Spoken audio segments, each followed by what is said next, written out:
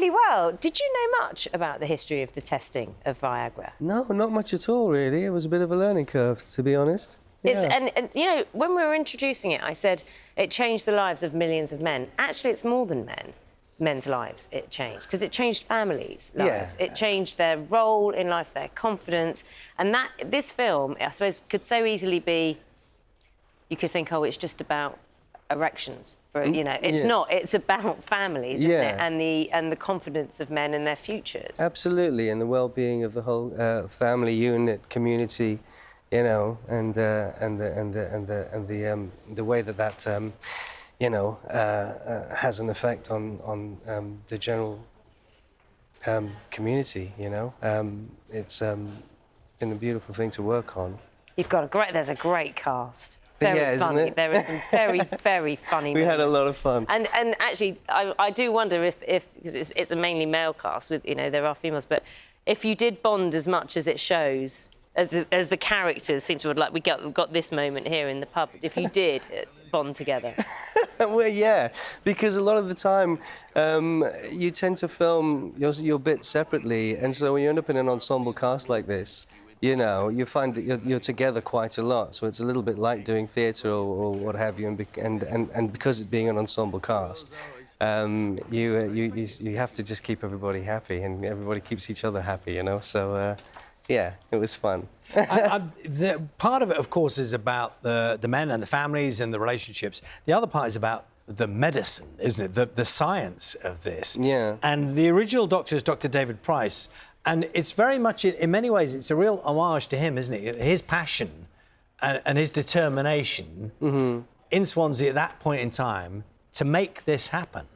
Yeah, a great deal of the onus was put on the fact that diabetes has health issues with regards to diet, and this man was pushing this taboo subject that no one was willing to talk about.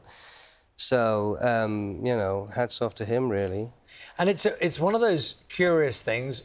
I mean, in one sense, you'd say, why not Swansea to do the test? Yeah. But then on the other hand, you might say, why? But how? I mean, it's a curious fact, isn't it, that was the place that was chosen. That was the place that ended up doing the trials. So such an amazing breakthrough. Yeah, absolutely. It was one of the world's first trials, and that's where it took place. And it's just an unknown story. And a great deal of the locals who are from, some of the cast who are from that area, were surprised to hear about it themselves. Some of them were born in the same hospital. Oh, so some of the cast members were from that place? Yeah. It was, I think it's Joanna Page, and he plays the nurse, the assistant to right. Dr. Price. Yeah, Moira, and Stefan Rodri, who plays Colin. So they're from that area. So. And this, Dr. David Price, he actually worked with the crew, didn't he? Or he worked with the writers. Yeah. How important was that? From an advisory point of view, obviously very important. Of course. You know, and to have his guiding hand throughout that whole process would have been definitely useful, and something that we could have definitely gleaned from. And I suppose you can tell us a bit of the story without spoiling it. So this is at a time, and I'm not sure how many years before Viagra actually came onto the market, but this is at a time when there was nothing. There was literally a physical solution. There were a physical solution or an injectable treatment for impotence, but nothing else. So it was quite a big leap, wasn't it, at that time?